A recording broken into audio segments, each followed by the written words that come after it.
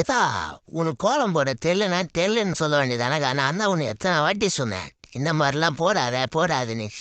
ஆனா ஒண்ணுக்கா, உனக்கு கோலம் போட தெரியுதோ இல்லையோ, ஆனா எனக்கு டோசூர் போட தெரிஞ்சுக்குது பத்தியா. அதாங்க என் மானத்தையே காப்பாத்திரியே தாயே தாயே. மாட்டு சாணி பார்த்துருக்கேன். இது என்னடா சாணி மாடு?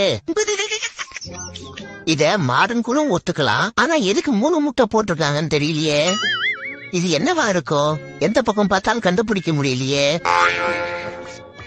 இது என்னடா கொடுமை? மாட்டை பொங்கல் வைக்குது. பாக்குறவ குழம்பிட கூடாதுன்னு மாடுன்னு எழுதி வச்ச அந்த மனசு இருக்கே, அதான் கடவுள்.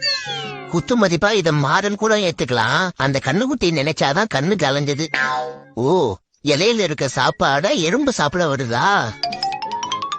இது என்ன பிரமாதம்? இதை விட ஸ்பெஷல் ஐட்டம் ஒண்ணு இருக்கு. இந்த கோலத்தை பார்த்ததுக்கு அப்புறம் தான் நிறைய பொங்கல் சாப்பிடணும்னு தெரியுது.